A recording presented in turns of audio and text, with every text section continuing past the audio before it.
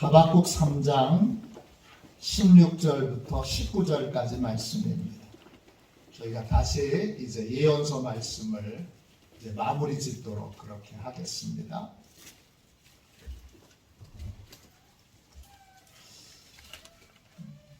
우리 예언서 말씀을 우리 박사무엘 목사님을 통해서 은혜 받고 또 저하고 다시 한번 나눌 수 있게 돼서 여러분의 심령에, 여러분의 신비에 이 말씀들이 잘 새겨진 줄로 믿습니다.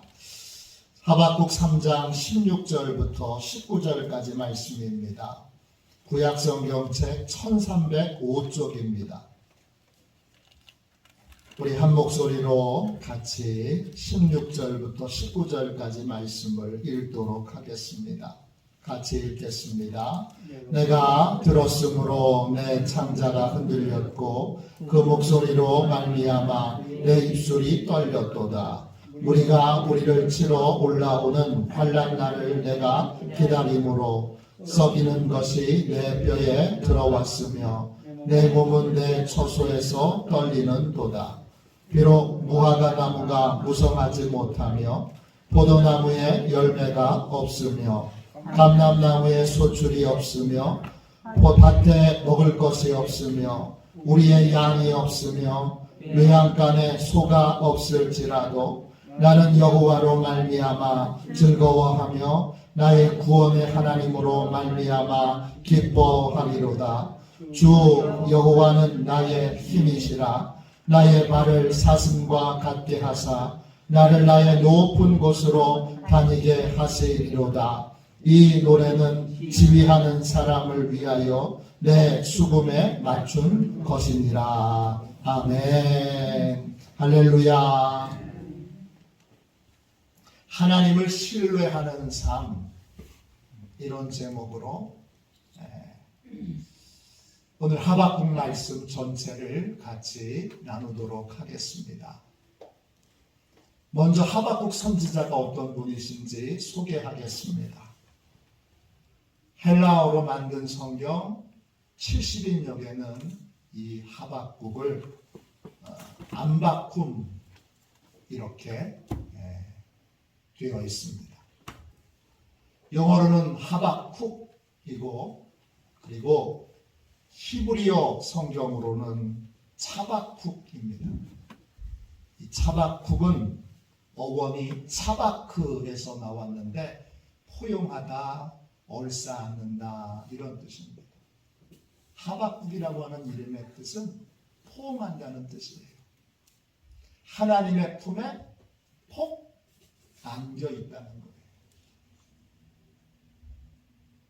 하나님이 꼭 안아주신다는 거예요.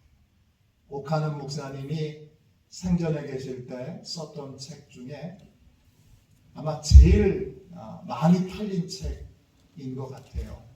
그 책의 제목이 안아주심이에요.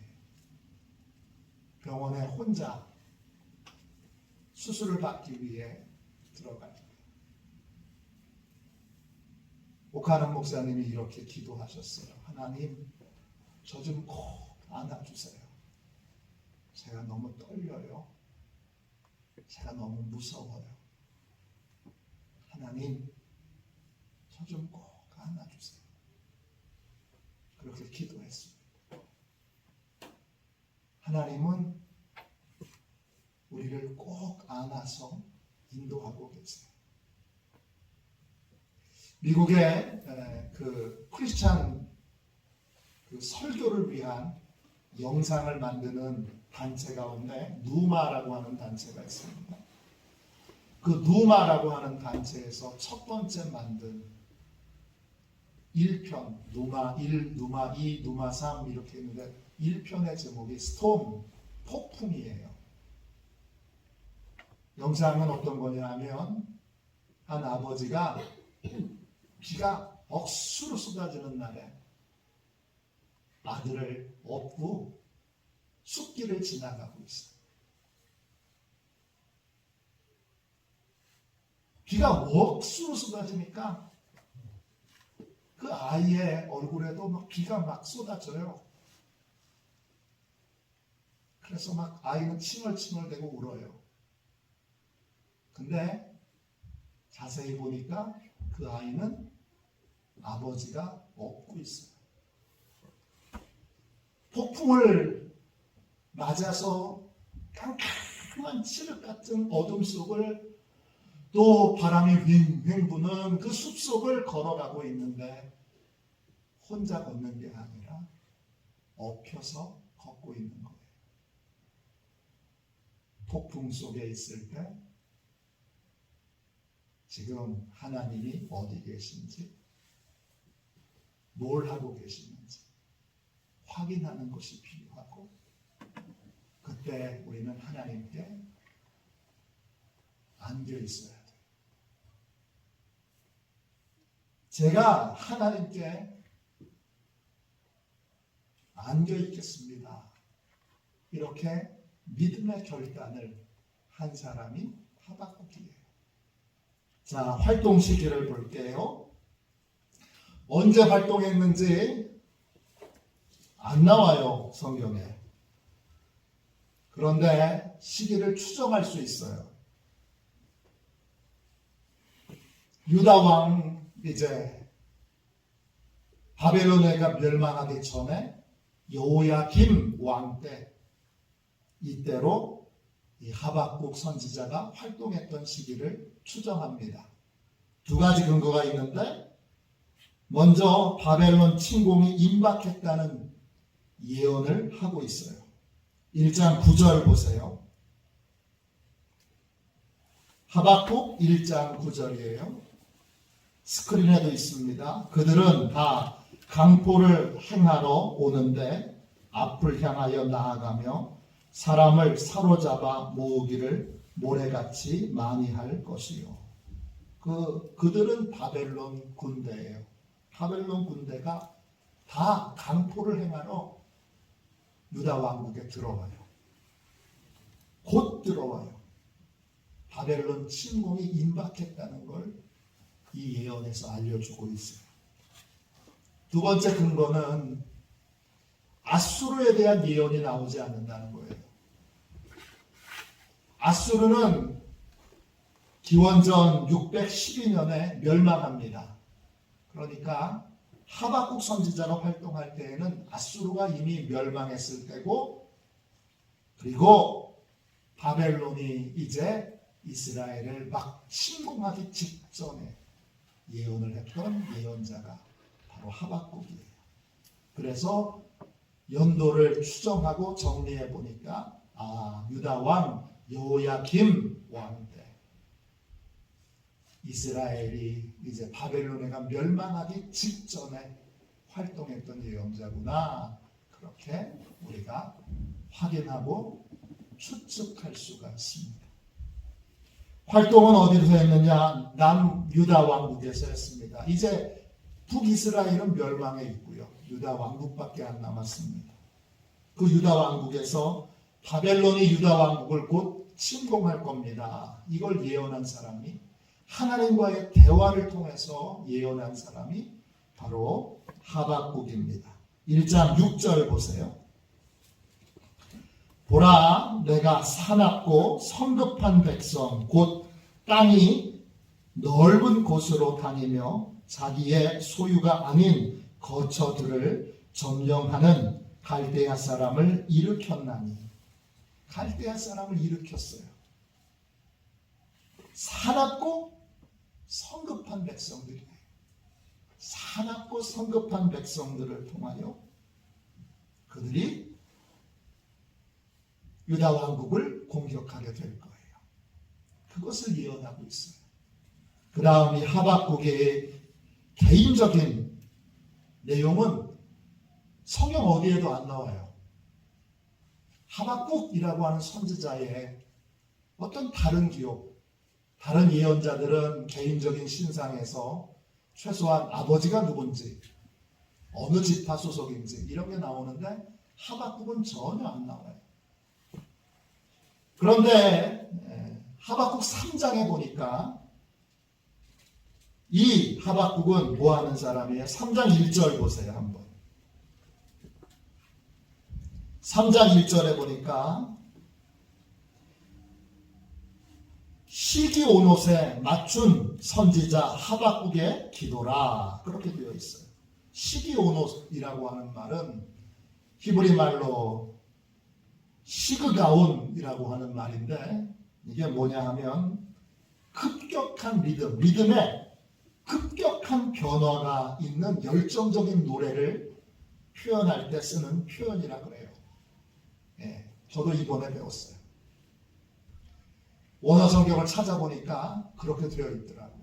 그러니까 지금 3장의 이 노래는 부르기가 쉬운 노래가 아니라 부르기가 굉장히 어려운 노래인 거예요. 이 곡조가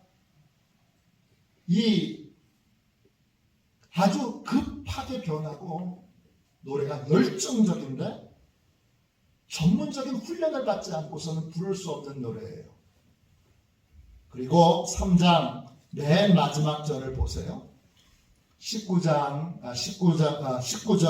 19절을 우리가 아까 읽었는데 맨 끝에 이렇게 나오죠. 이 노래는 지휘하는 사람을 위하여 내 수금에 맞춘 것입니다. 내 수금 그랬어요. 수금 연주자인 거예요. 하프 연주자인 거예요.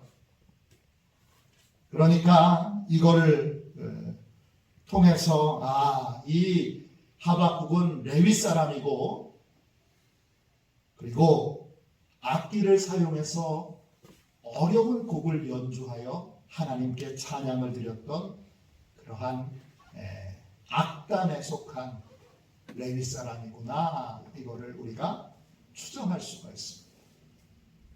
하박국은 음악에 조예가 깊은 그러한 음악 연주자였고 작사 작곡자였고 그리고 또 악기를 연주했던 연주자였을 뿐만 아니라 노래도 어려운 노래를 부를 수 있었다.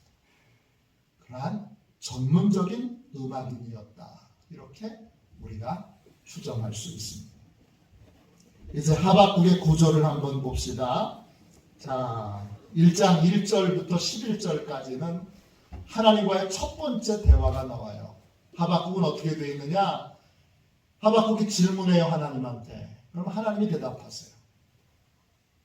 하박국 1장 12절부터 2장 20절까지, 2장 끝까지는 하나님과의 두 번째 대화가 나와요. 그리고 마지막 하박국 3장 1절부터 19절까지는 하나님을 신뢰하기로 결단하는 찬양이 나와요. 그 하나님을 신뢰하기로 결단하는 걸 하박국이 그 이름에 담겨 있는 대로 하나님께 딱 안기는 것, 하나님께 딱 포옹해서 하나님이 포옹해서 딱 안아주실 수 있도록 하나님께 온전히 맡기는 것, 그것을 바로 하박국이 하나님을 신뢰하는 것이라고 표현하고 있어요. 자, 첫 번째 대화부터 봅시다. 자, 1장 2절부터 4절까지 보세요. 하박국 선지자가 유다 백성들의 죄에 대하여 침묵하시는 하나님, 이 백성이 하나님을 다 떠나서 끔찍한 죄를 저지르는데도 하나님이 침묵만 하고 계시네요.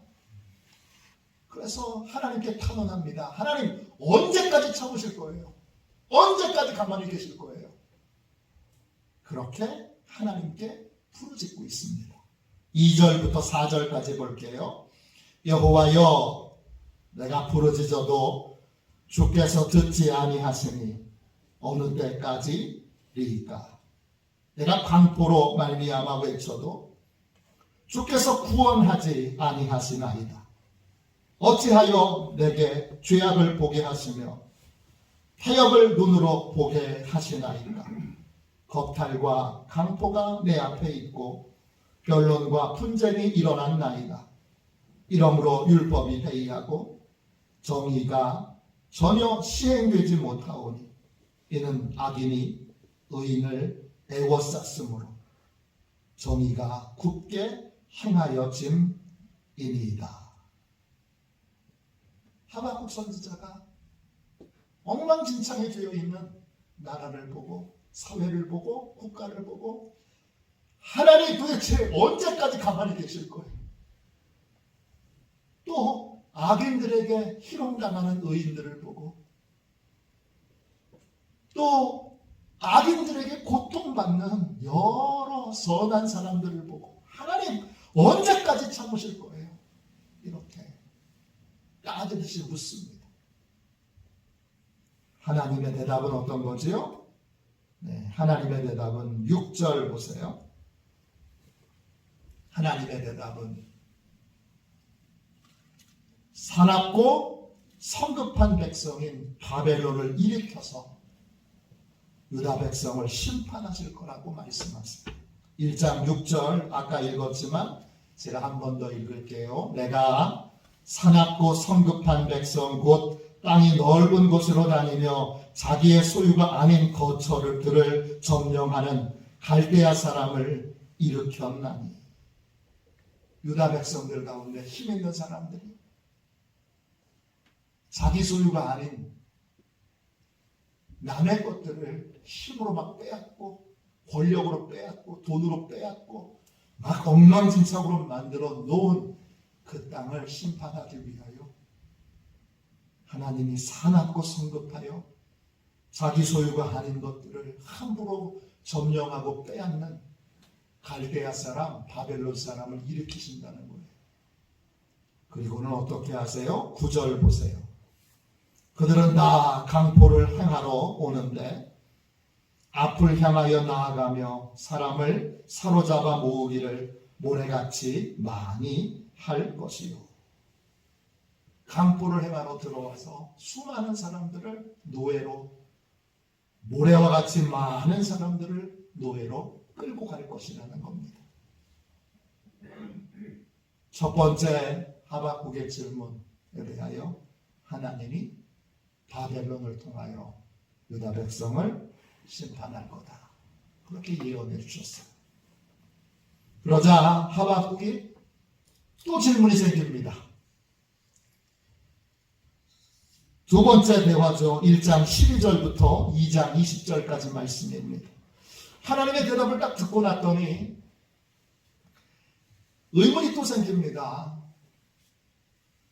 그건 잘 이해를 하는데 악인이 자기보다 의로운 사람을 공격하는데 바벨론보다는 그래도 유다 백성들이 낫잖아요.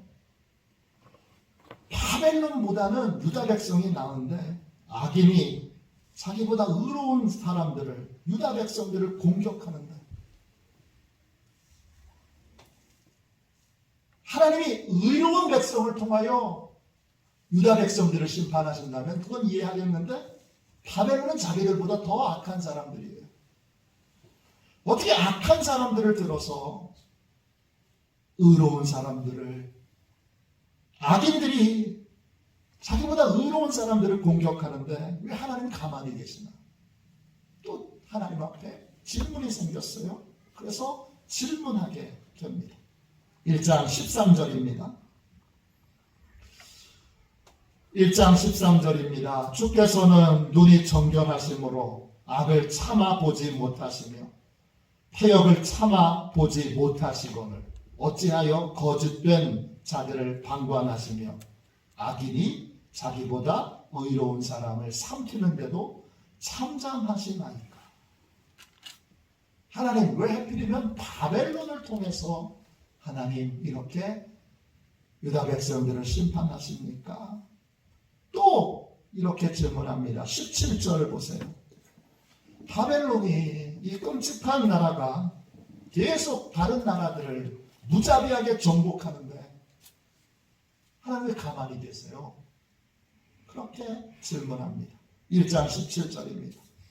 그가 그물을 떨고는 계속하여 여러 나라를 무자비하게 멸망시키는 것이 옳으니까. 하나님, 바벨론이 저렇게 설치고 다니며 여러 자기보다 더 선한 나라들을 멸망시키고 망가뜨리고 깨뜨리고 하는 것을 왜 하나님 보고도 가만히 계십니까? 이 질문에 대하여 하나님이 두 번째 대답을 해주십니다. 이 두 번째 질문에 대하여 하나님이 말씀해 주시는 첫 번째 대답은 뭐죠? 범사의 모든 것에는 때가 있다는 겁니다. 지금 바벨론을 통해서 바벨론을 잠시 사용해서 유다 백성들을 심판하지만 유다 백성의 심판이 끝나고 나서는 하나님이 교만한 바벨론도 반드시 심판하신다는 것입니다. 하나님의 백성들은, 하나님을 믿는 사람들은 그러므로 하나님의 때가 반드시 온다는 믿음으로 삶을 살아야 합니다. 하나님이 악인을 심판하시는 날이 반드시 오고 하나님이 믿는 자들을 구원하시는 날이 반드시 오고 믿는 자들에게 복 주시는 날이 반드시 온다는 믿음. 하나님이 공의를 이루시고 하나님이 축복해 주시고 하나님이 은혜 베풀어 주시는 하나님의 날이 반드시 온다는 것. 그걸 믿고 그 믿음으로 하나님을 믿는 사람들은 살아야 한다는 것입니다. 2장 3절 4절 보세요. 이 묵시는 정한 때가 있나니 그 종말이 속히 이르겠고 결코 거짓되지 아니하리라. 비록 더딜지라도 기다리라. 비록 더딜지라도 기다리라. 속 터져 죽겠네. 그러면서 도대체 언제 하나님의 뜻이 이루어지는 거야? 그렇게 더딘 것처럼 느껴지더라도 믿음으로 기다리라는 거예요. 지체되지 않고 반드시 응하리라.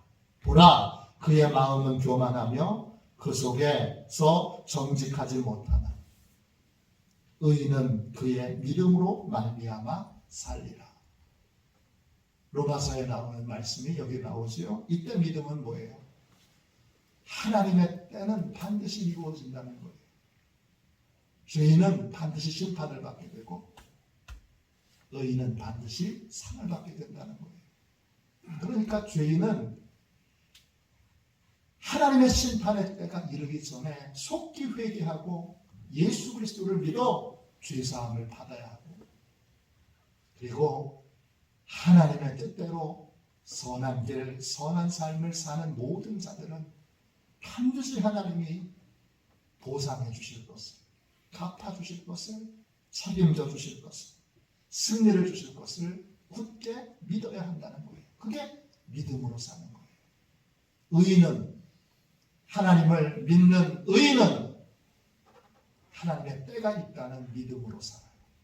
그래서 그 때를 어떻게 해요? 준비하는 삶을 사는 거예요. 그 때가 닥쳐서 뭘 해보려고 그러면 안 돼요. 때가 이르기 전에 미리 준비해야 돼요.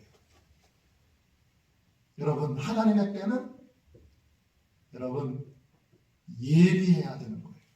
미리 준비해야 되는 거예요. 그때가 닥쳤을 때, 심판의 때가 왔을 때, 그때 바로 몸 미쳐서 회개해야지. 늦어요. 미리 지금 회개하고 지금 돌이키고 지금 하나님의 뜻대로 심어 하나님의 때에 열매 맺고 풍성한 은혜와 복을 누리는 인생을 살아야 하는 거예요. 하나님은 바벨론이 행한 대로 반드시 갚아주십니다. 2장 8절 보세요.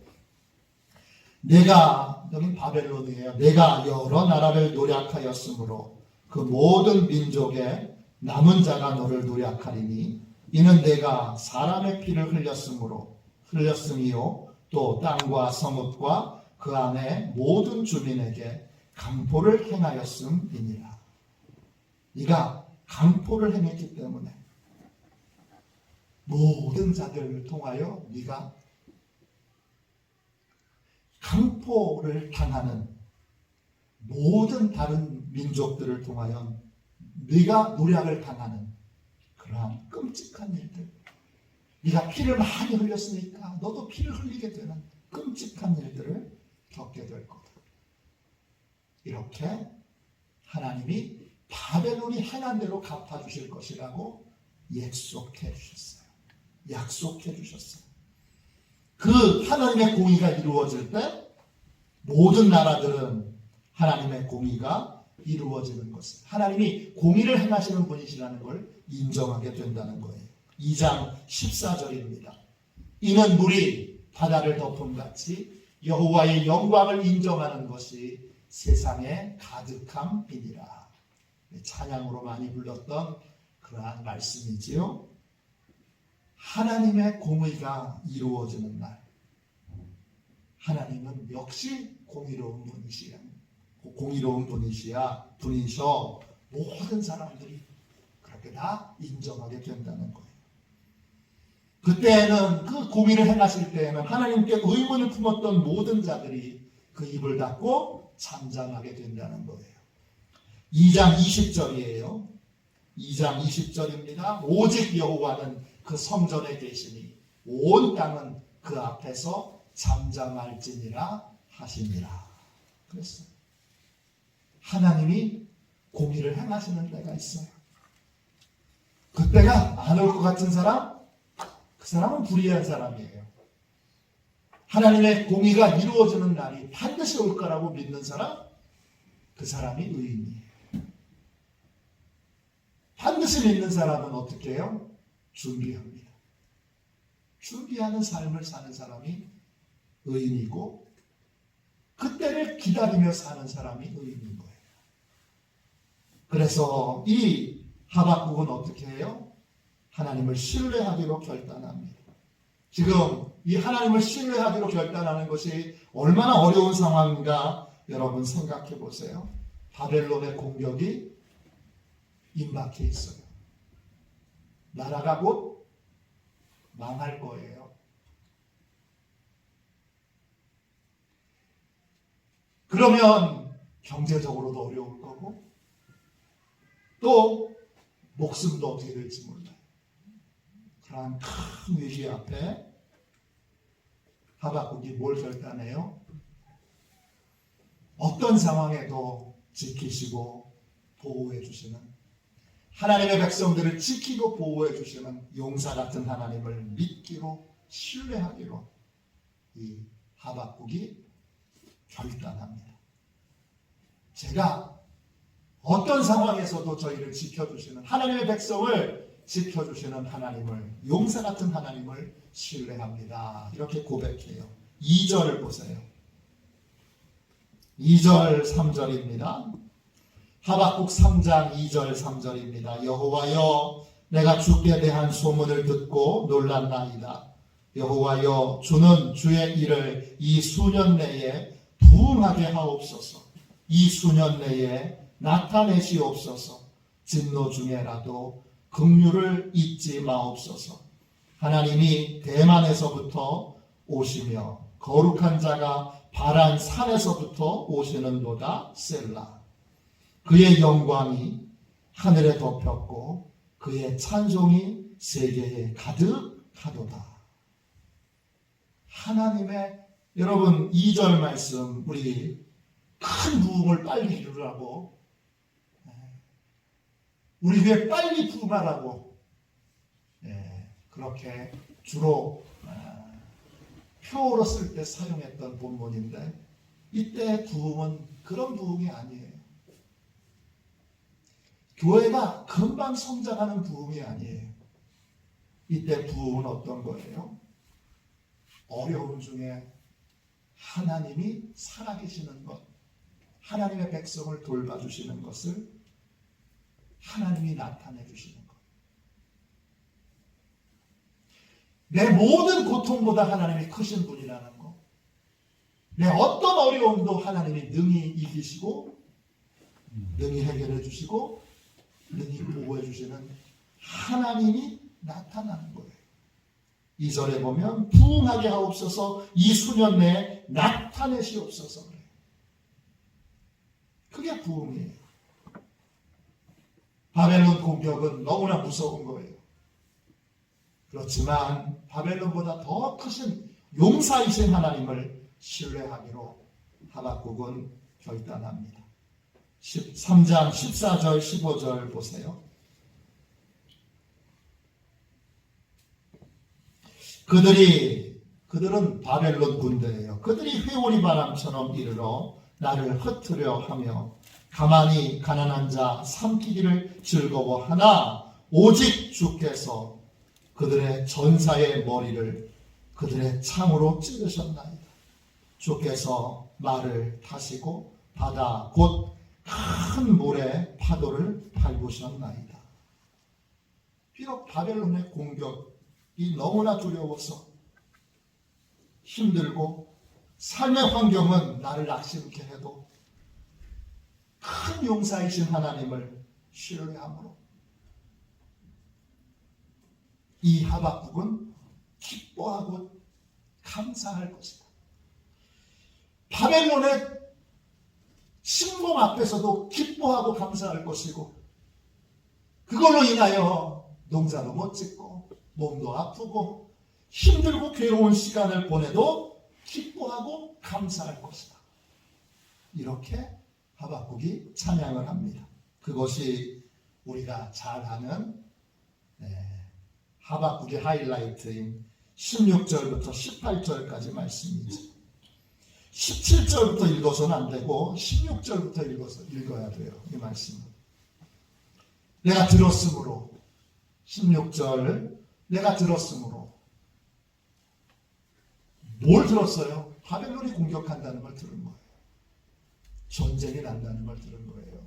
최강대국의 공격이 있다는 걸 들은 거예요. 내가 들었으므로 내 창자가 흔들렸고 그 목소리로 말미암아 내 입술이 떨렸도다. 우리를 치러 올라오는 환난 날을 내가 기다림으로 썩이는 것이 내 뼈에 들어왔으며 내 몸은 내 처소에서 떨리는도다. 뼈가 썩어 문드러질 것 같아요. 그냥 걸어다녀도 온몸이 덜덜덜덜 떨려요. 17절 보세요. 비록 그 전쟁터에 아무리 농사를 져봐야 거기에 여러분 소출을 얻을 수 있겠어요? 비록 무화과 나무가 무성하지 못하며 포도나무에 열매가 없으며 감람나무에 소출이 없으며 밭에 먹을 것이 없으며 우리의 양이 없으며 외양간에 소가 없을지라도 나는 여호와로 말미암아 즐거워하며 나의 구원의 하나님으로 말미암아 기뻐하리로다. 17절 18절 말씀을 저는 한동안 너무 싫어했어요. 뭐야 하나님, 힘들어 죽겠는데 기뻐하고 감사를 강요하시는 거야? 이게 뭐야? 제가 17절 18절 말씀을 너무나 이해가 안 돼서 이 말씀 싫어할 때가 많았어요. 한동안 그 무화과 나뭇잎이 마르고 포도 열매가 없으면 그 찬송 한동안 안 불렀어요. 그런데 하박국을 다시 천천히 어느 순간 다시 읽게 되면서 이게 감사를 강요하는 게 아니라 이게 하나님의 최후 승리를 굳게 믿는 것임을 알게 됐어요.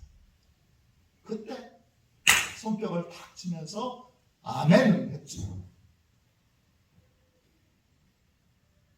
왜 하나님으로 인하여 기뻐하고 즐거워해야 돼요? 때로는 전쟁의 상황에 놓여 있을 때도 있고 때로는 아무것도 거두지 못하는 고통을 겪기도 하지만 결과는 어떻게 되는 거예요? 결과는 승리예요. 우리의 최후는 승리예요. 우리의 최후는 영광이에요. 이걸 굳게 믿고 신뢰하기 때문에 어려워도 기뻐하는 거고 힘들어도 감사하는 거예요. 이 기쁨과 감사는 뭐예요? 최후 승리에 대한 믿음과 신뢰를 그의 예배의 방식으로 고백한 거예요. 그게 감사와 그게 기쁨이에요. 그 최후의 승리 내용이 19절에 나오죠. 보세요. 전쟁도 있고 힘든 일도 있고 어려운 일도 있지만 그거 다 과정이고요. 결론은 뭐예요? 주 여호와는 나의 힘이시라. 나의 발을 사슴과 같게 하사 나를 나의 높은 곳으로 다니게 하시리로다. 이 노래는 지휘하는 사람을 위하여 내 수금에 맞춘 것이니라.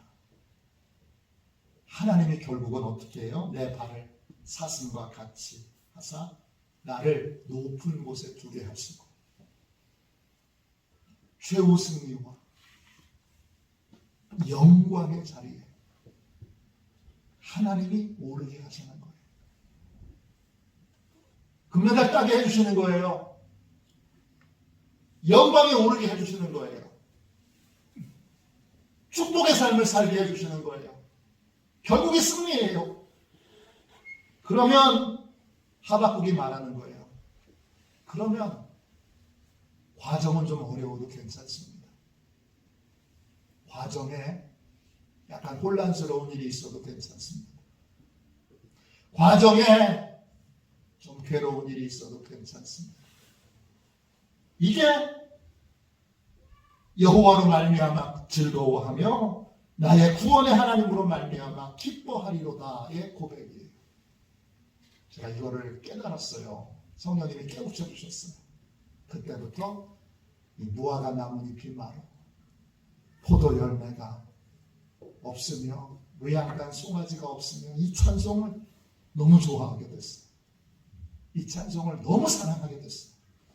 그 전까지는 뭐야 그냥 어려워도 대충 만족하고 살라는 거야. 힘들어도 참고 살라는 거야. 뭐야 이거 그랬는데 그게 그런 뜻이 아니었어요. 하나님의 백성을 이끌어 가시는 하나님의 최후 승리를 믿고 지금 좀 어려워도 이 과정은 최후 승리를 얻기 위한 과정이에요. 최후 영광을 얻기 위한 과정이고 높은 곳에 오르도록 하나님이 이끄실 승리를 위한 과정이에요. 과정은 겪어야죠. 과정은 견뎌야지요. 그래야 금메달 따는 거죠. 영광을 얻는 거죠. 영광이 기다리고 있으니까 좀 어려워도 좀 괴로워도 좀 힘들어도 때때로는 낙심해도 견뎌낼 수 있는 거고 이 과정이 영광을 얻는 통로이기에 감사할 수 있는 것입니다. 이게 하나님을 신뢰하는 삶입니다. 하나님을 신뢰하는 사람은 하나님의 때를 믿습니다. 하나님의 때가 되면 악인은 반드시 심판을 받을 것이고 의로운 자는 반드시 하나님의 큰 상급을 받게 될 것이고 하나님께 맡겨진 인생은 그날 높은 곳에 서게 될 거예요. 하나님이 서는 자리에 함께 서게 될 거예요. 그것을 믿고 지금 힘든 여러 과정도 과정으로 승리를 위한 과정으로 여기고 영광을 얻는 과정으로 여기고 기뻐하며 감사하며 그래 이것도 통과해야 승리의 영광을 누리지 이렇게 믿으며 걸어가는 것 그것이 하나님께 안겨있는 인생 하나님께 맡겨진 인생 하나님을 신뢰하는 인생 하나님을 믿는 믿음의 인생인 것입니다. 저와 여러분 우리는 과정에 있는 겁니다. 아직 우리는 결론에 도달하지 않았습니다. 하나님의 때가 있습니다. 그 영광의 때를 믿고 과정이 좀 힘들어도 과정이 좀 답답해도 과정이 좀 아파도 잘 이겨내시는 하나님을 신뢰함으로 믿음의 길을 중단하지 않는 복된 하나님의 백성들이 다 되시기를 주님의 이름으로 축원합니다. 우리 545장 1절만 우리 두 번 찬양하고 우리 함께 통성으로 기도합시다. 하나님을 신뢰하는 삶, 의인은 믿음으로 말미암아 살리라 그랬습니다. 하나님의 때를 믿는 믿음으로 승리하게 해주십시오. 이렇게 우리 기도하겠습니다. 우리 박수 치면서 찬양합시다.